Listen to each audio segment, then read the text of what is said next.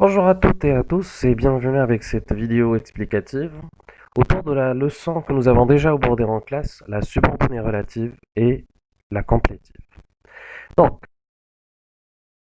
premièrement, la subordonnée relative, c'est quoi? C'est une proposition qui précise et qui complète le nom.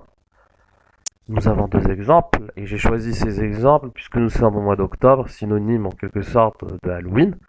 Donc, de ce côté-là, votre côté gauche a priori. Donc nous avons une phrase ou bien une proposition simple.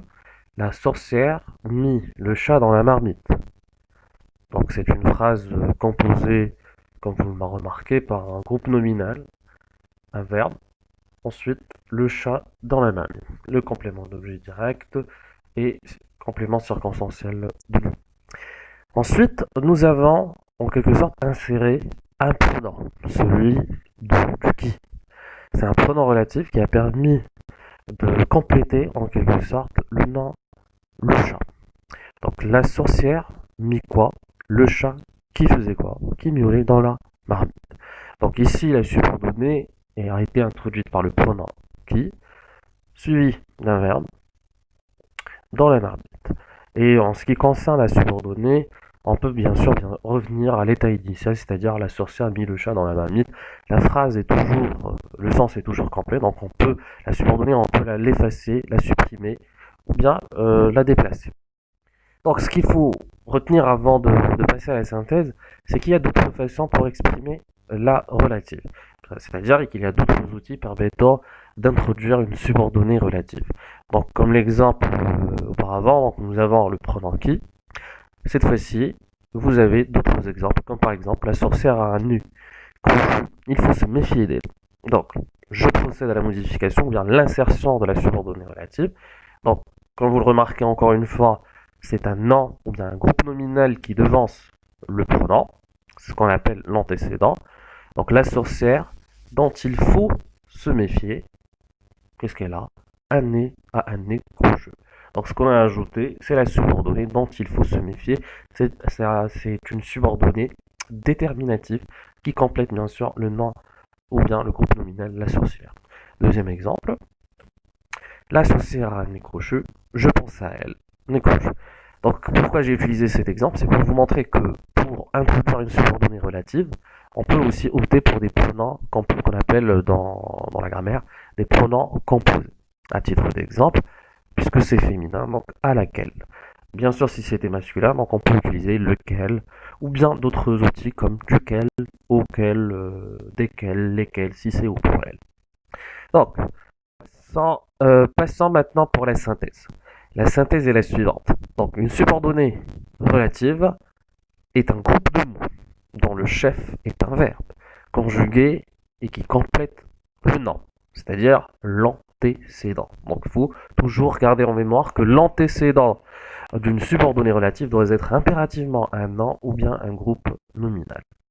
Elle est introduite par des pronoms simples, qui, que, dans, ou bien des pronoms qui sont composés.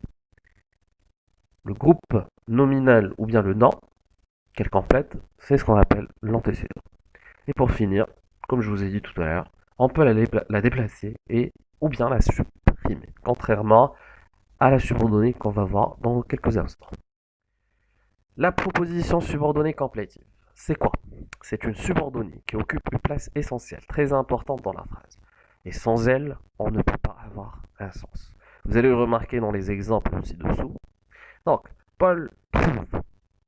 Trouve, c'est un verbe transitif. Donc, on a besoin obligatoirement d'un complément.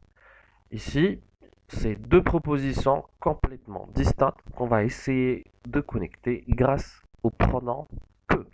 Paul trouve. Point. Cet exercice est difficile pour Paul. Donc, pour éviter cette répétition, qu'est-ce que nous avons choisi?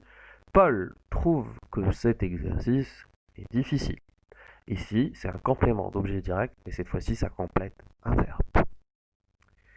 D'autres exemples, bien sûr. Donc, on a besoin de savoir. Mais, pour éviter tout amalgame, même si la subordonnée complétive est introduite par un que, ce n'est pas une relative. La raison pour laquelle j'attire votre attention sur l'antécédent cette fois-ci. Si vous remarquez, l'antécédent de que, c'est un verbe. Et le verbe, c'est je sais, il plaisante. Je sais qu'il plaisante. Un autre exemple, les spectateurs applaudissent. Je suis rassuré. Ici, que est placé au début de la phrase. Donc, lorsque que est au début de la phrase, le verbe doit être au subjonctif, règle très importante, et la fonction de que à ce moment-là sera le sujet, parce que ça remplace le pronom je, que les spectateurs applaudissent, et rassure. Donc, qui va être rassuré? C'est évidemment moi, parce que si on revient à notre exemple, on a utilisé le pronom je. Donc, synthétisant et allons vite, en ce qui concerne la complétive, comme nous avons dit, c'est aussi un groupe de mots dont le chef est un verbe, mais cette fois-ci, ça complète aussi un verbe, celui qui est placé avant l'outil. Les outils qui permettent d'introduire une subordonnée complétive, il s'agit uniquement de la préposition que, ou bien à ce que, ou de ce que. Le verbe qu'elle complète, comme nous avons dit, c'est l'antécédent et j'insiste fortement sur cette remarque. Pourquoi? Parce que ça vous permettra d'éviter, comme j'ai dit, de faire l'amalgame entre la complétive et la relative.